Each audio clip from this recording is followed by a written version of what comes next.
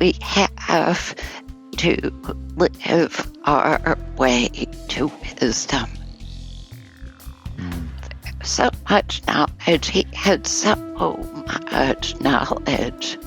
And the world offers us so much. But wisdom is something we live our way into. We live our own stories, our own challenges.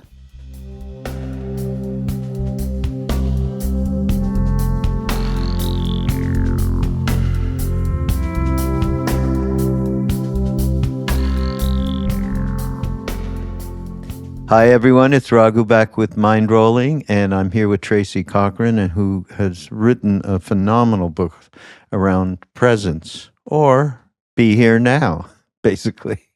It's a wonderful book, and welcome to the podcast, Tracy. Thank you. I'm delighted to be with you. Thank you. So we're going to just make sure everybody's aware that Tracy does not have a cold or laryngitis, but this is an affliction, and as she just said to me, we all have something, and this is mine. So yeah, maybe just talk about it a little bit, because what you just said to me before we got on was very something that we should all be aware of. Okay, I'm happy to. Well, this is my voice. This is my voice now. And about 10 years ago, I developed a condition of essential tremor. It had different diagnoses, but this is what they call it, in my throat. And it doesn't hurt, but it causes my voice to sound soft and raspy. And I was telling Raghu that it's actually a great teacher because it causes me to come back to myself and just be soft instead of panicking, oh no, and straining. I come back to myself and I'm just with what's here. And it helps me be present. So I have something worth saying. And I was telling you before I met Ramdas, I had the pleasure of spending a couple of days with him. And the first day, he had recently had his stroke and had gone from being wonderfully eloquent, magically eloquent, to a person of few words. And he told me that he had a dream before he had the stroke. He dreamed that there was an arena full of people, and he would peek inside it, and he longed to join them because they looked like the most wonderful, luminous people, all dressed in white. But whenever he went to go through the doors, people guarding the doors said, not him, not him. Don't let him in.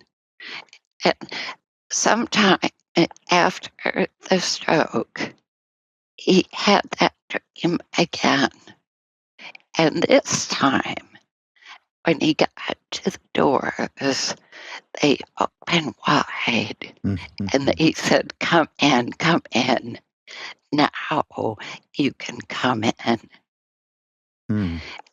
And I've thought so often about what that meant. And we had fun talking about it that day. And I think he thought it means we have to live our way to wisdom. so much knowledge. He had so much knowledge. And the world offers us so much. But wisdom is something we live our way into. We live our own stories, our own challenges. Mm. So, Yeah, and well, there was a whole movie made about Ram Dass called Fierce Grace, which is him dealing with the stroke that he got. And I just said the same thing to Tracy. Well, it's just a little bit of fierce grace, but definitely yeah, something. And we all have that, and we don't recognize it for the most part because it isn't something of such a grand nature as a stroke to completely alter your life in that way. So, right. mm. Yeah. um, well, can you tell us a little bit about what was the fulcrum that allowed you this is something that I speak to with every guest on the podcast. What was the fulcrum to allow you to realize that there was even a path to freedom? I think there were separate moments, and I begin the book remembering a time when I was very young, just out of college, and I was headed to meet Trungpa Rinpoche, and I Trungpa. thought, yeah, yeah, and, and long story short, the fan blew up on the way. And I found myself stranded in a cornfield or beside a cornfield. I was on the road.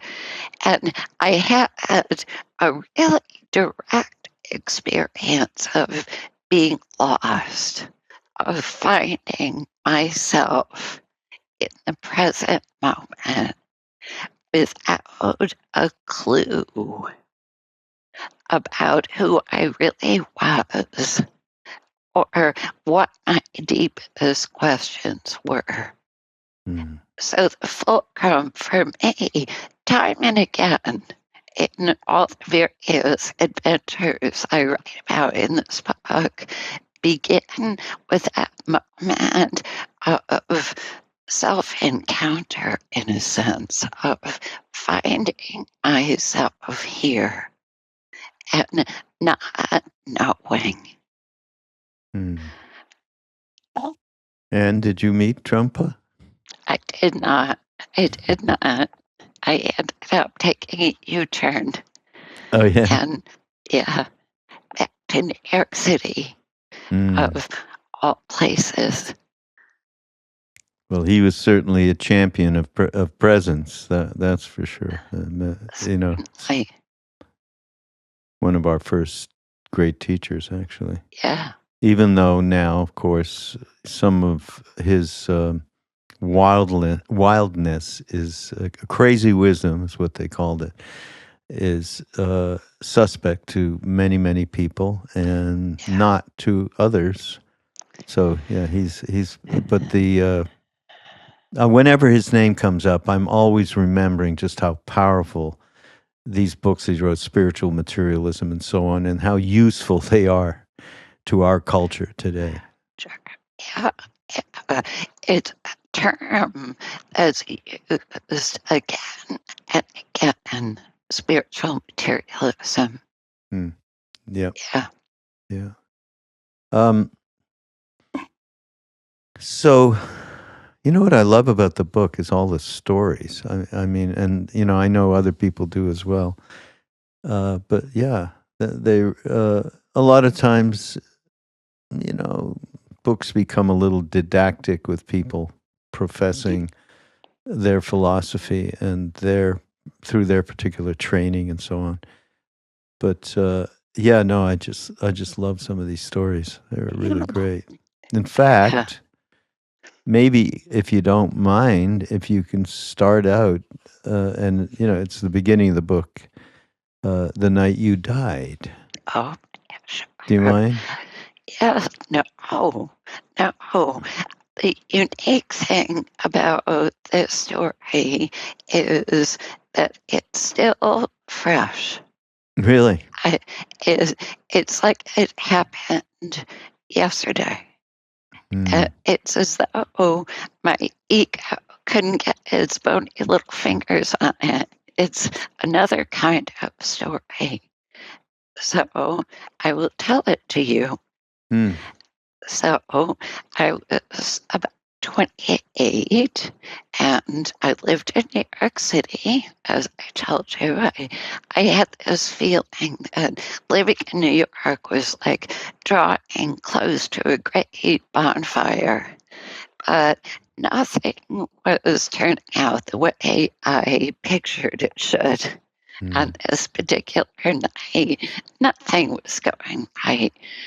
And I decided I was invited to have dinner with an ex boyfriend. We were attempting to be friends the way people do. And I went to his apartment, Hell's Kitchen. And mind you, this was a very different New York than we find today, where everything's all built up.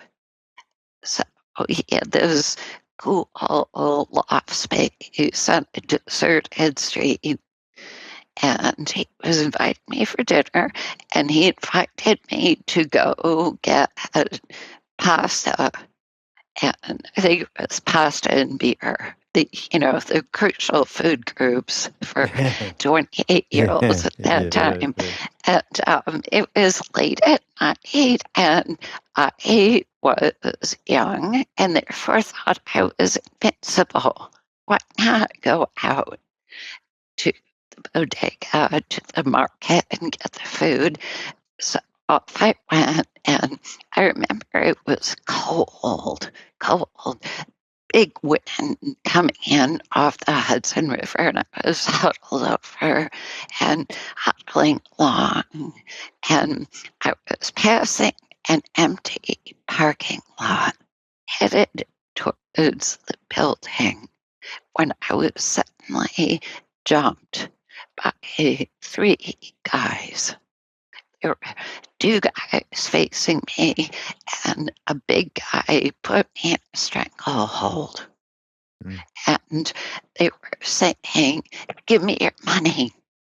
And I was in a real fix because my arm was pinned. So Mm.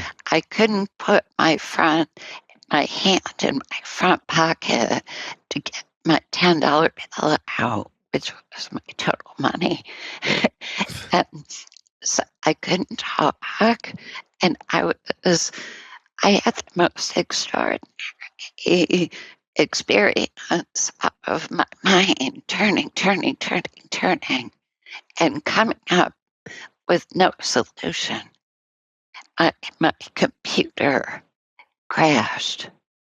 And at the same time, I saw and sensed this light of awareness welling up inside my body as though it began at my feet, filled up my body, and then shot out of the top of my head, blinding white light. And I had begun to meditate by that time, but Mm. certainly nothing prepared me for this experience. And the light seemed to join a greater light.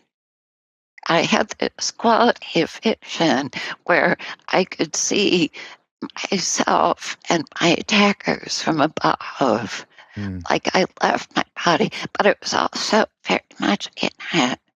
I was aware that at that point I was kneeling, practically kneeling on the sidewalk on this Mm. dirty side street in Hell's Kitchen. And I looked up, and it was so, this presence. was looking down at me. I was aware of this luminous light. It filled everything. Everywhere I looked, tenement buildings, there was light behind it. And there was compassionate and intelligent presence looking down at me. And I had the sense of being searched. And as though everything I thought that I was, all the characteristics that defined Tracy, it was batting them away like clouds.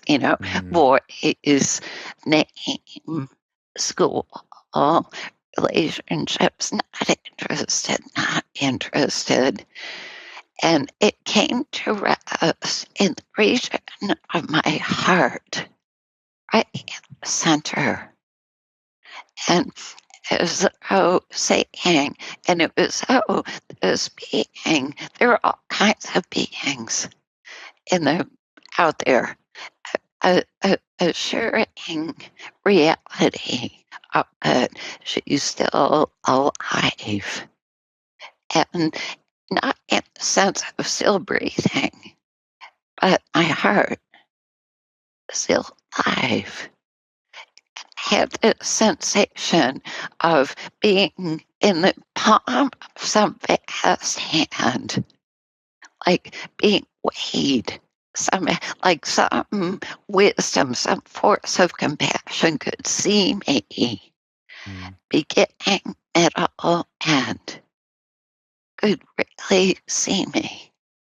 And it was such an extraordinary feeling. Here I was in this dire situation. And what I felt was love. That, that behind this world, in all its suffering, there is love. Love. And I remember looking up at, of course, I told the story to Ramdas. I couldn't contain myself. Looking up at my attacker, who had a great big knife scar, great big shiny scar, and felt compassion for him. Just compassion.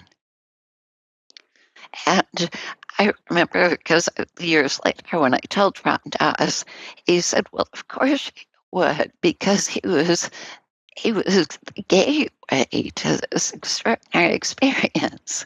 But in a sense, it's like, what else could I feel? For he was clearly suffering, just as I was, to be acting like this.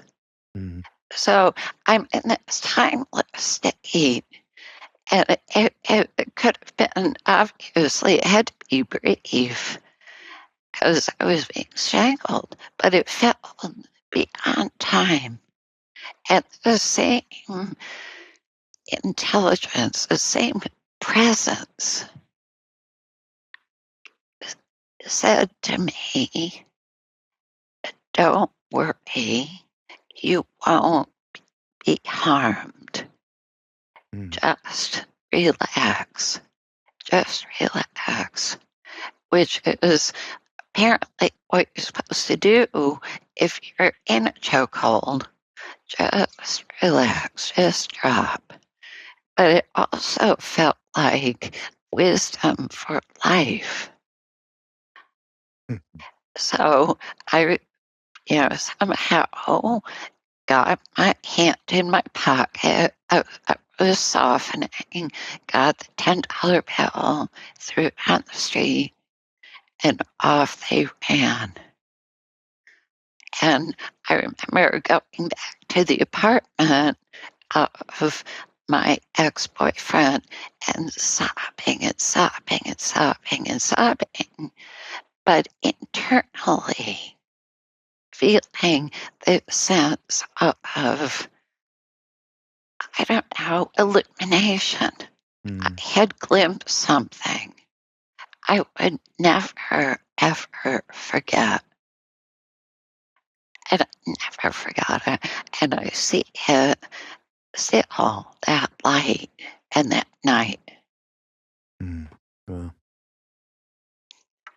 in India, they call that darshan, being in the presence of. Yeah.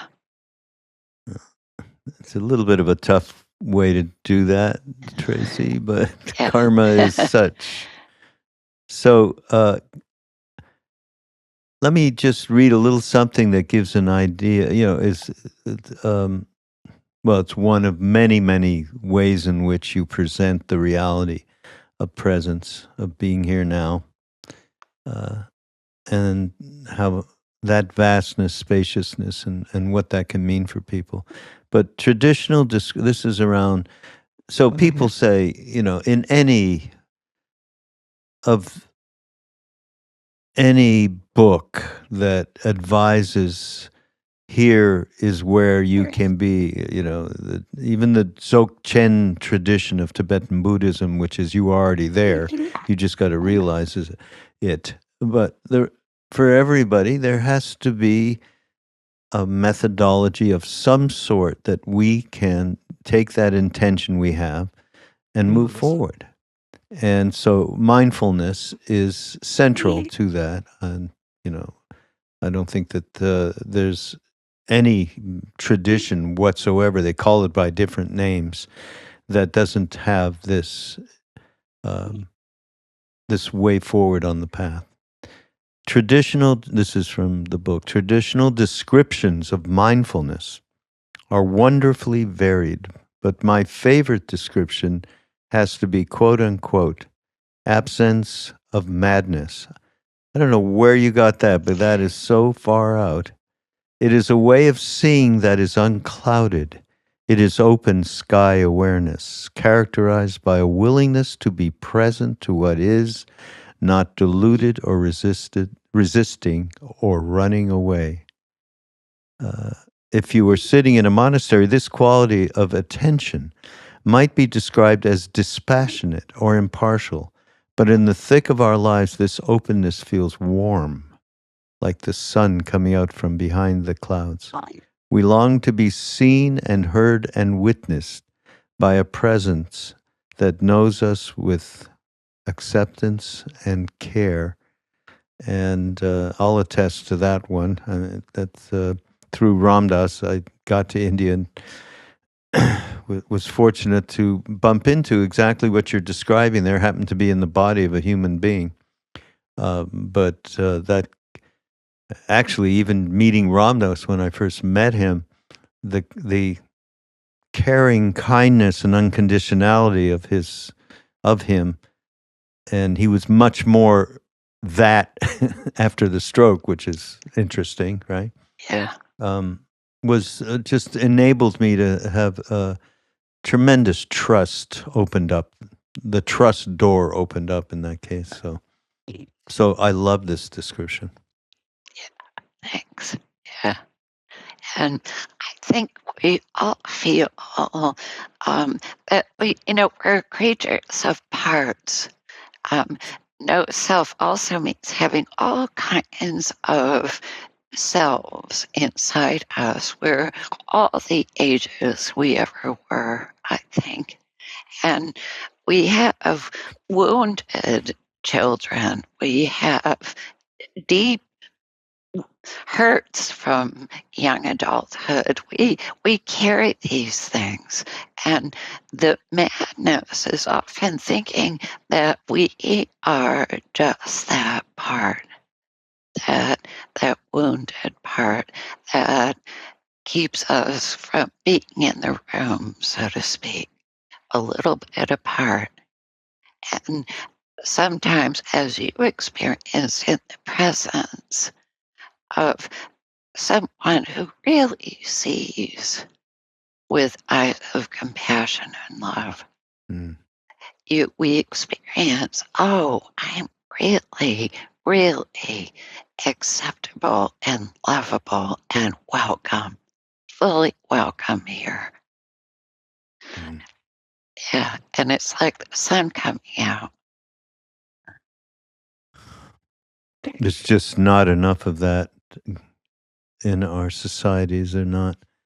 I mean, the trouble that young people are in, particularly now, is extraordinary. And yeah.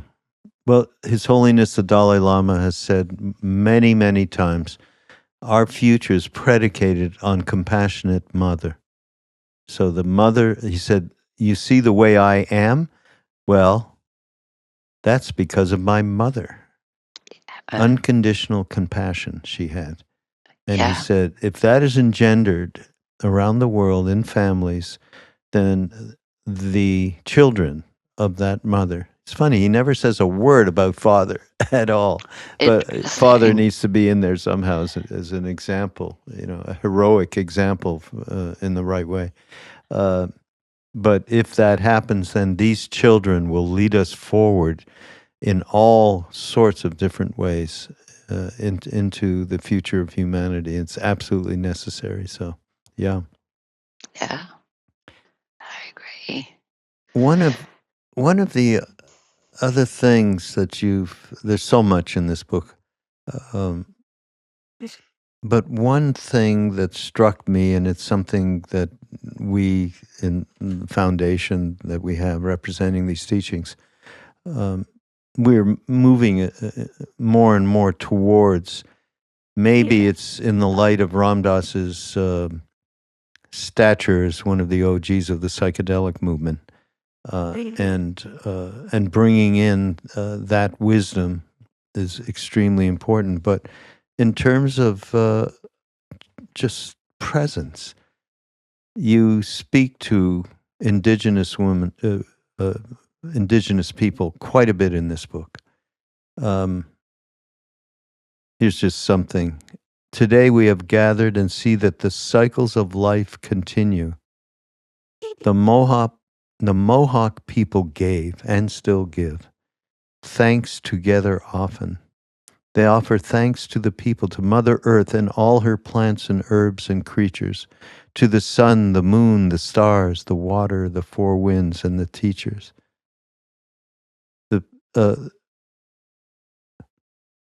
The Mohawk, along with all other indigenous people, practiced and still practice gratitude as a way of life. They understood and still understand that we belong to creation and to each other, no matter what happened to them at the hands of the European settlers. My ancestors, meaning you're speaking to your ancestors, and what happened was unspeakable. They understood, the indigenous nations understood that gratitude and that knowing and naming their relatives and their place in great nature was the way to wellness, to a greater wholeness. Just think of that. I'm recalling a Tibetan master lama named Garchen Rinpoche, lives in Arizona. Actually, we're going to go see him next week in a retreat. I met him 20 years ago, and I drove him around for a while. He was giving teachings. And what happened to him, he was 20 years in a Chinese prison. And he actually met his guru there, who passed on to him teachings. And he came out without any acrimony whatsoever to the Chinese. None. I mean, I was with him. I actually showed him a movie. I was involved in the music business, and we had a record company and did a record that was the music to an incredible Tibetan documentary around the atrocities that were happening, in the 90s, I guess. And it was Tibet, Cry of the Snow Lion. It's a great film, by the way. If we could get a link up there, you guys who are producing this, it would be great. And I showed it to him, and I didn't even look. The look on his face was so extraordinary. It was a mixture of deep pain yet compassion. Yeah. You experienced that yourself in that in that night, And so, but to say that this is the way, that gratitude is the way, and knowing and naming their place in great nature was the way to wellness, to a greater wholeness. Maybe you can parse that up a little bit. Yeah, story. Um, I'm not sure it appears in the book. I was that section you read was a traditional Mohawk, and of course they used different names.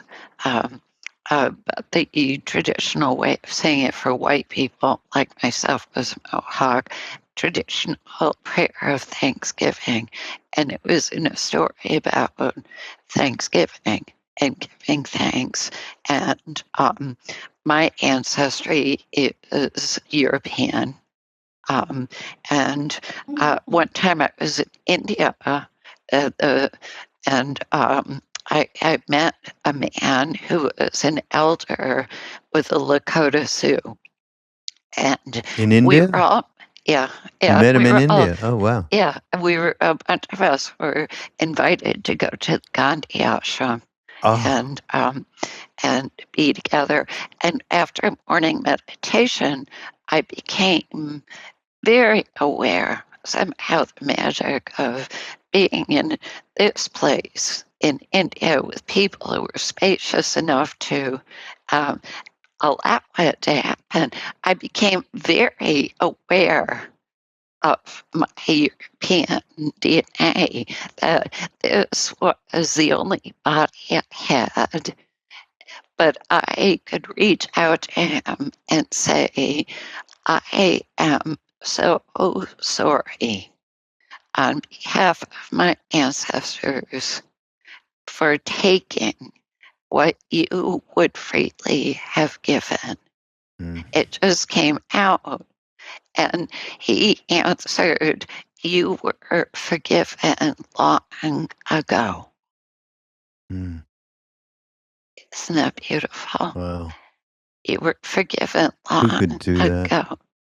And it's what inspired me to see, and what practicing inspires me Mm, to see is they say that you can't change the past, and in a certain sense this is true, but in another sense we can open to extend compassion, wisdom, asking for forgiveness in these bodies right now. In a certain way, we can begin to transform what was just shut down, closed off, unseen, buried. And we can do it now. mm. And so that was one of those moments. Wow. That's amazing. Um, just another. You don't mind me reading some of the passages, Well, Tracy? There's such good stuff. Throughout the ages, people have called this greater presence God. I love this because I'm one of those people. But we don't need to worry about whether or not there is a God, or if God forgives us, or people like me that can't relate to that word because of my past conditioning somehow. We just need to practice accepting our own humanity. And this also addresses I'm going to get on the spiritual path and I'll be enlightened by the end of my life. It'll be wonderful. Um, and we always say this to people in one way or another. Just accepting our own humanity and being kinder is a good place to start. One moment at a time, we can practice opening to our life, just that. This act of opening does not depend on belief or views of any kind. It depends on being still, as Dogen taught, the great Zen saint. It depends on sinking into the well of our experience, opening to what arises, excluding nothing. Okay, well, I'm going back to what are we going to do to enter into that sphere? Okay, good question. Um, I find it indispensable to remember that this is a work of moments. Mm-hmm. Zen master was once asked, "What is enlightenment?" And he said, "Short moments, many Mm-hmm. times. Short moments, many times." So instead, there's such a tendency of the mind to think about climbing the mountain or the time that's behind us wasted. But if we just can be still and soft and open for one moment and let ourselves trust, not 100%, just 1%, that there is a presence in us and beyond us that's inherently compassionate, accepting, and kind. And when you think about it, I've been thinking more and more, what if I have contributed anything? It's a notion, I hope, that attention, this presence, is kind. And when you think about creation, how could it be anything but?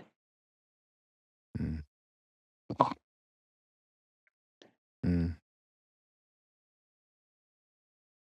By the way, I just have to interject the quote that's in the book that I've been quoting myself uh, for many years. Attention is the most generous act you can perform. Simone Weil, Yeah, huh? yeah, cool. Yeah. And that is uh, there's two practices in one small little phrase that is one footstep in front of the other to um, to menschhood, godhood, menschhood, which is a Sanskrit term. Um, I you have something else here that it is. We're talking about, okay, what can we do, right, in relation to allowing this presence to manifest in our lives. And here's is a good exercise. I'm not, maybe it was in the book. I'm not sure. Do you ever notice how it feels to do nothing? How about that in today's age, where you're scrolling one way or the other? It's it can be interesting to set aside a certain period of time to shift your attention to the experience of being present. This does not need to be a formal meditation. This is why I think, Tracy, this is a great exercise. You can keep your eyes open, but allow your gaze and your whole attitude to be soft and open. Relax. Notice the gaps between the thought. Notice that you feel more deeply yourself, more deeply alive and present. In those moments when you are not thinking, just aware, our deepest insights often come from the state of presence. Notice that we feel the most deeply ourselves and the most deeply alive and connected to life when we are not thinking. How deeply we fear being nobody. One way to think of the ego is as a defense against pain, particularly the pain of being no one. It shores us up, reminding us that we are somebody. We update our internal resumes and narratives constantly. The stories we tell ourselves, I would put it. We seek new skills and go on self improvement regimes of all kinds, including the practice of mindfulness meditation. And we may improve a little. We may feel a little bit more peaceful, a little bit more resilient, and less quick to anger. This is good. Yeah, and for many people, good enough. I counter that by saying, we get there, we're really started to be in business. If we can get there, yet Yeah. deep down, we may sense that even in the name of spiritual practice, we are seeking to plant a flag in ground that gives way under our feet. And obviously, there's a deeper place. True nature is a good word. That's what the Buddhists would call it. God, for me, was always a problem. Um, I call it that thing there, which is, I'm from Montreal, and French Canadian friends of mine couldn't express stuff, so they go, you know what I'm saying? That thing there. And that's kind of inexpressible word for God.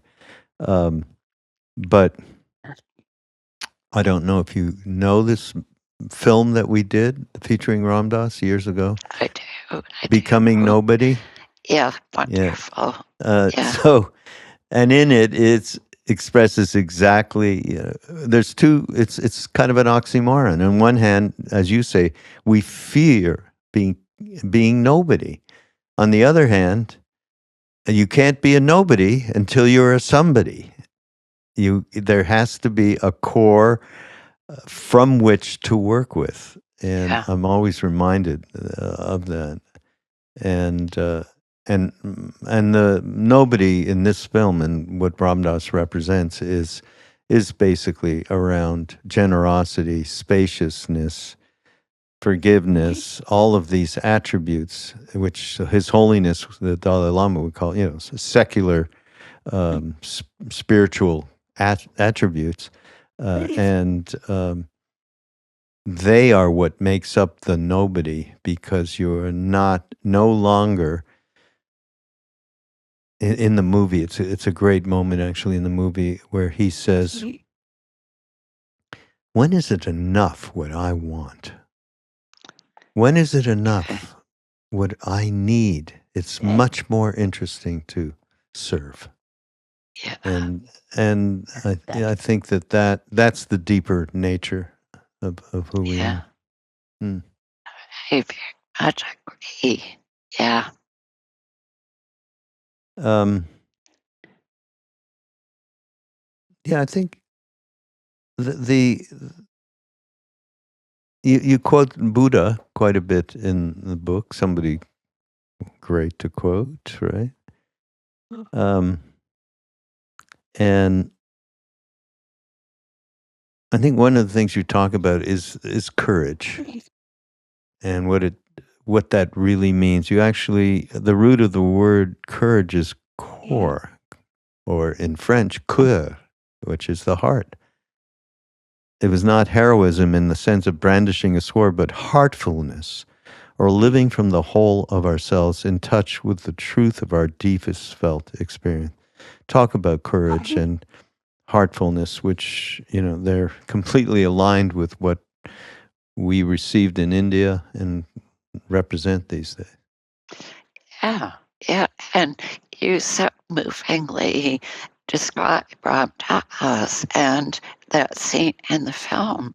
And when I had a very short time with him, there's this feeling of patience that Mm. came, and this willingness to be with. He was willing to be with me. And Yeah. there wasn't this Mhm. feeling of pushing to speed it up, get to the point. There was a willingness to be seen and also to see. And in my experience, that takes a little bit of courage. It's internal.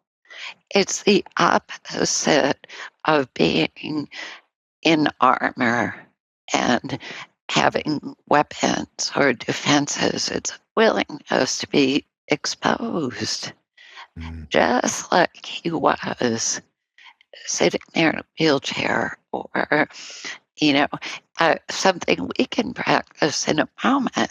That's why I was saying my voice is so helpful, because it takes a little bit of willingness to be exposed.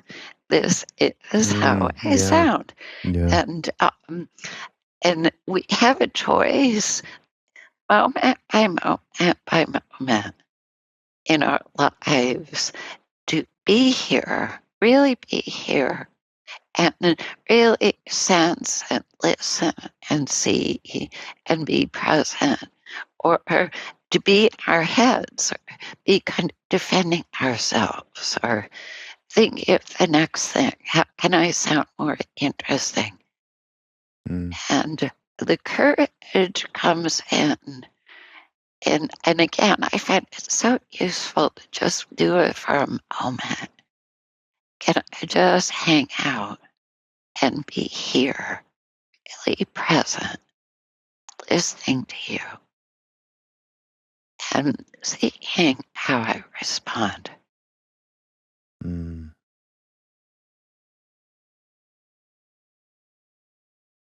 Yeah. Makes me think of a story which we've told many, many, many times, but as far as I'm concerned, redundancy that I listen to because of my job.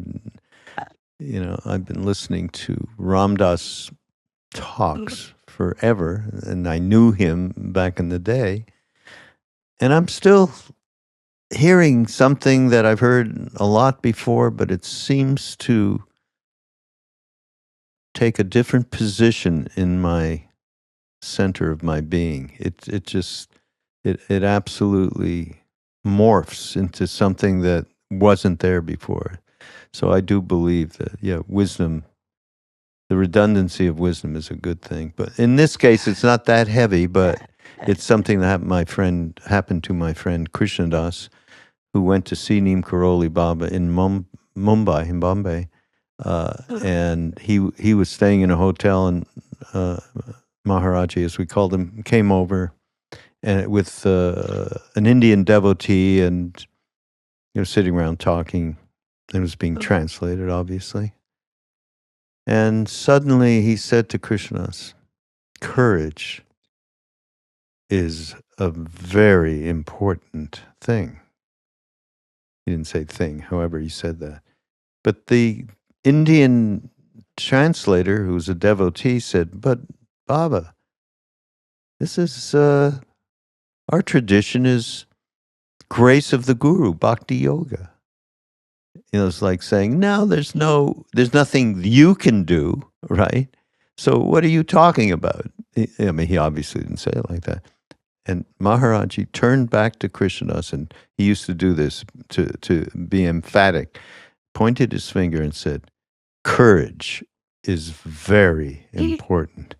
Krishnadas remembered that and remembers it now throughout his life, that whenever there is struggle, whenever there's confusion, doubt, whatever, all of the human things that happen to us, he remembers that moment. He remembers the powerful force of courage, not attached, not courage, I'm going to go out there, retribution courage, all the kind of stuff we see in movies and all, but the deepest part of oneself, willingness, openness to be with whatever it is that's present for us, and that kind of courage. I completely agree. I'm so grateful you told me that story. I won't forget it, because I really, really have found it takes willingness. This practice, not will, takes the courage to be present, just like we are, not in some imaginary perfected state, but in our vulnerability, with all our weird melodies, voice, or broken hearts, to just be present and be willing to be touched by this presence that sees, with acceptance and love. Yeah. Ram Ram, as they say in India. So I come to find you, I guess I just didn't read Jung's memoir, Memories, Dreams, and Reflections. But I love this. And so he went to Taos Pueblo in 1932, where we, meaning our community, has Ramdas basically put in a statue of Hanuman into what was just a shed in the middle of Taos, actually, which since then a beautiful temple's been erected, and it's quite a great place. But he encountered, and this is again back to which frequently comes up. Your relation with indigenous people is obviously very strong. But he came into an encounter with an elder named, and I've never heard of him, Mountain Lake, and I've been to Taos there a billion times. And here is the encounter. The chief, whose name was Ochiwie Biano, said, "See how cruel the whites look. Their lips are thin, their noses sharp, their faces furrowed and distorted by folds. Their eyes have a staring expression. They're always seeking something. What are they seeking? The whites always want something. They are always uneasy and restless. We do not know what they want. We do not understand them. We think they are all mad. Look at us now, by the way. That statement, 1932, here we are. Yeah. Are we mad or not?" Jung asked the chief, whose name meant Mountain Lake, why his people thought the whites were all mad. And he said, "Well, they say that they think with their heads," he replied. "Why, of course," Jung replied. "What do you think with?" And he pointed to the center of his being, his heart, and said, "We think here." I don't think there's any other. That's the basic wisdom that needs to be passed on to us, right? I mean, It does. It does. And of course, that's Bodhi. The awakened mind is heart yeah, mind. right. Heart, mind. And Yep. and the way I understand it is we have to learn how to be here now. I'm sure Yeah. we can't hear that expression enough. We have to have the courage to be here Mm, and not scrolling, not seeking the next thing, the better thing. yeah. Yeah. Yeah. Absolutely. You say here a shift occurs when the thinking mind emerges from its self enclosed isolation and re enters the world through the perceptions and feelings of the body. Most of the time, we modern people treat the body as if it is a little more than a mute animal that carries us around. Ugh. We dress it and feed it, and sometimes buy expensive moisturizer for the poor thing. But mostly it disappoints us, even as it tries to serve us as loyally as a good dog. No, my dog is better than that, okay? I have to tell you, Tracy.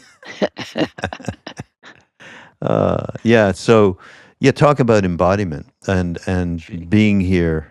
We are always trying to escape one way or the other our bodies and deal with them, from disease to trying to avoid disease. And but the basic thing of that's why we love, of course, and espouse Ramdas is in the final years of his life, which was the last 15 years in Maui, where he devoted a lot of his time to loving awareness and to that practice, which is embodying, getting out of the head and into the heart. So you maybe speak to that a little bit, embodying that Yeah. presence. Well, I think presence really is embodied attention. It's, you mentioned in the film that powerful and moving turning point where Ramdas says, when do you stop wanting? When is it enough? Yeah. And I'm paraphrasing, turning towards service. Um, in a moment, we can just experience turning from thinking, wanting, to being present, sensing, perceiving.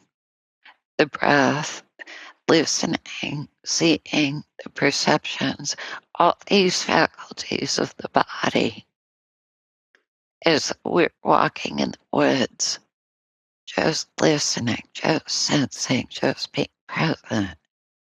And that shift itself back to the body and its perceptions, its sensations, its way of being here and knowing and connecting turns us automatically towards service in the sense that we become responsive. When I let myself, I have the courage to be present. I can behold you. I can perceive you. I can listen. So what I respond with is a little bit more connected to what you're giving. And I'm sure you have a lot of experience with people like talking at you.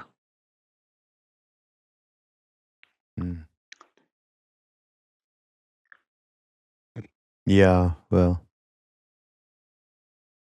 that's why I think, fortunately, and that psychedelics, the revival has been happening for a while now, and it certainly does give people the glimpse where they see how much they reach outside for gratification. Yeah. And then they are able to, the ineffable experience allows, wow, okay, I can actually sit in here. It's like that exercise we read from earlier around just do nothing, see what happens. Yeah. Yeah. So psychedelic will take you into that place. Oh, I agree. It's wonderful medicine for people. And I think it's very compatible with this practice of mindfulness of presence, which helps people hold their experience, be with their experience with kindness and equanimity. Yeah. So, yeah. Actually, in the case of what I was speaking to with psychedelics, it allows people to integrate that experience through these precious moments that have no drug altering capability. They're just do nothing, sit, and that's how to integrate some of this rather than the potential is there for deep clinging to that experience, especially the psychedelic experience and the meditative experience for that matter. It's all one and the same. But that's why, just sit here and do nothing for a minute. Yeah. Yeah. And see what happens, Yeah. Hey, I Beautiful. forgot to say thank you for Parabola. Yeah. I mean, so are you still editing Parabola? With Yeah. my husband. Yeah, Parabola has been around for decades. It was Decades, I really know. the first. It published the very first interview with the Dalai Lama. Really? I didn't know Yeah, that. yeah, Oh, wow.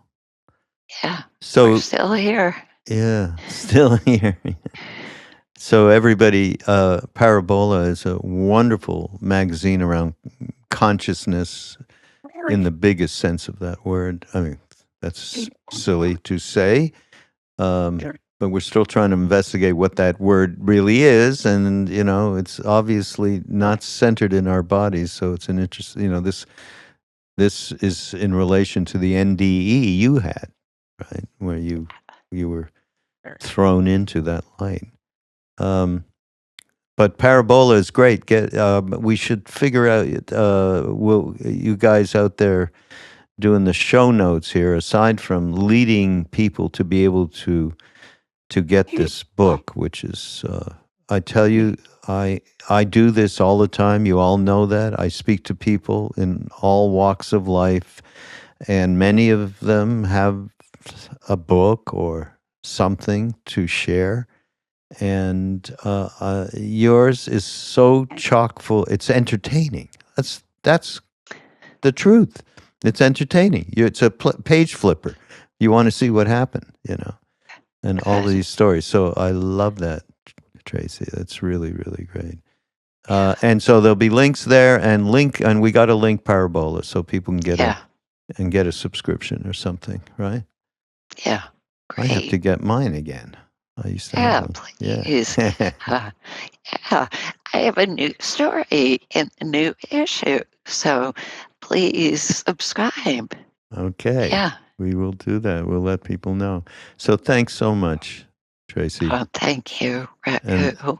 the book is Presence, The Art of Being at Home in Yourself. And I love do nothing is the first practice that you should do. Anybody, all of us, even people like me that are older that have been doing this for decades. That is a great prescription. Do nothing and just watch it. See what happens. Not from judging place, from loving awareness place. So again, thanks so much for being here. Okay, thank you. Thank you so much. It was a pleasure. Great. Okay.